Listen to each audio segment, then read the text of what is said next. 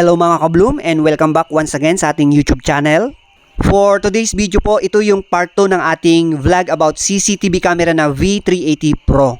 Sa una nating vlog guys, itunuro natin kung paano natin in-install. So dito sa part 2 ng ating vlog, i-discuss po natin yung features and benefits and paano gamitin po itong CCTV camera sa ating cellphone. Guys, if you are interested to know how to use this CCTV camera, ipagpatuloy niyo lang po ang inyong panonood.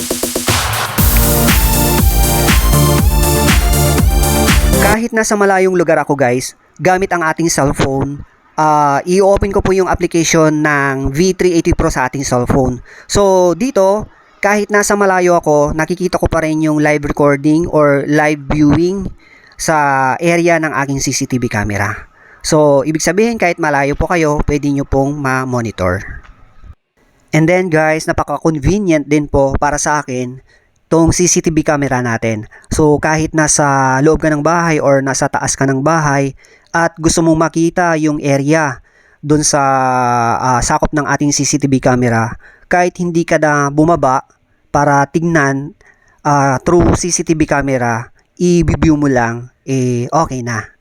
So napaka-convenient siya kumbaga.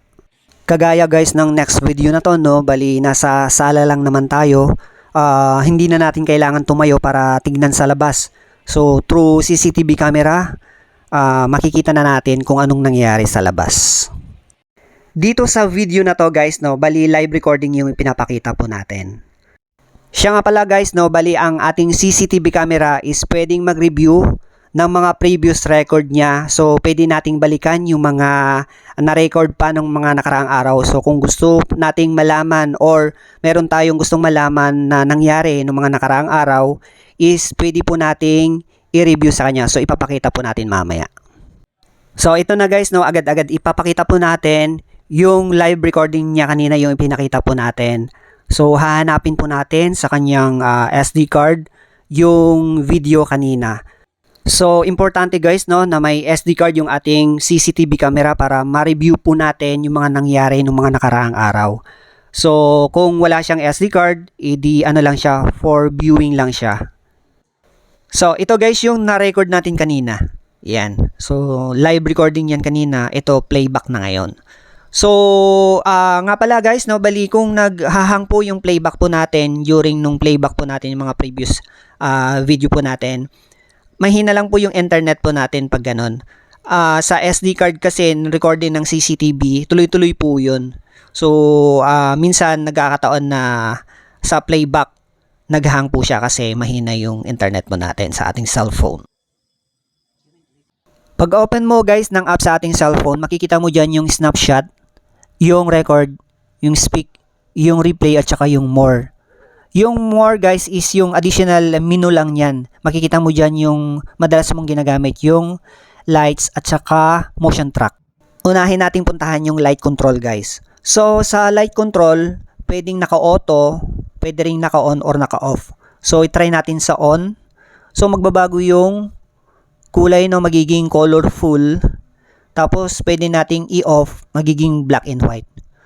Kung sa auto guys, no, kung may motion siyang na-detect, mag-auto on yung lights neto pagka naka-auto siya or nakaset sa auto. Then next guys, meron din po itong alarm. So pwede nyong gamitin during sa monitoring nyo ng inyong CCTV. Meron po kayong nakitang kakaiba, no, bali kunwari merong intruder sa inyong bahay, pwede nyong paganahin. Malakas po ito, sample po natin.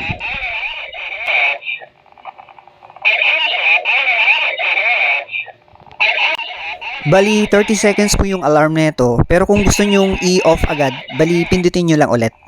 Then guys, meron din po itong speak, no. Bali may speaker po kasi yung ating CCTV camera. Kagaya nga ng sinabi ko kanina guys, no, kahit nasa malayo kayo or nasa abroad kayo, pwede nyong gamitin po ito. Kung meron po kayong sasabihin na importante sa inyong mahal sa buhay na nasa bahay, lalo na kung yung CCTV camera nakapokus sa loob ng bahay. Guys, yung sinabi kong snapshot and recording, pwede natin gawin yan during on-time recording or live recording. Kagaya ito, itong gagawin po natin. And then, i-review po natin. Yung snapshot guys is yung picture. Yung recording is yung live recording, yung video. So, i-review po natin. Yan.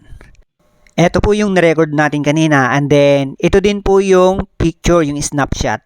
Yung snapshot, i-press nyo lang yon, then magpipicture na po yun. Ito yung video kanina. Yan. So, maganda siyang gamitin guys. Itong V380 Pro na CCTV camera. So, during sa live monitoring guys, no, pwede po nating i-on yung audio. So, pagka on ng audio, maririnig mo yung napipick up na mga sounds dun sa CCTV camera. So, kahit nasa malayong lugar ka or nasa abroad ka, kung may malapit na nagsasalita dun sa CCTV camera, napipick up niya po kahit yung mga boses. Ang next nating ipapakita guys is paano iset yung motion track, which is ito yung pinaka-importante para sa akin. I-press mo lang yung more para mapuntahan mo yung motion track. I-focus lang po natin. Ito po yun yung nasa gitna, i-press ko po. Dito po natin ma-set yung tamang position ng ating CCTV camera. So kahit naka-on yung motion track niya, kahit maiba yung position ng ating CCTV camera dahil sa meron siyang commotion na na-detect, pagka after ilang seconds, babalik po siya sa tamang focus or position ng ating CCTV camera. So yun na nga guys, hanggang dito lang po yung ating vlog so far. I hope na nai-deliver ko po ng maayos at naintindihan nyo po yung features and paano gamitin yung CCTV na to. Siya nga pala guys, yung video na kung paano natin i-connect yung ating cellphone papuntang CCTV. Yung video na yon i-include ko sa vlog na to. Kung hindi nyo masundan, i-double check nyo po dito. Panoorin nyo po kung paano ko po i-connect yung aking cellphone papuntang CCTV camera.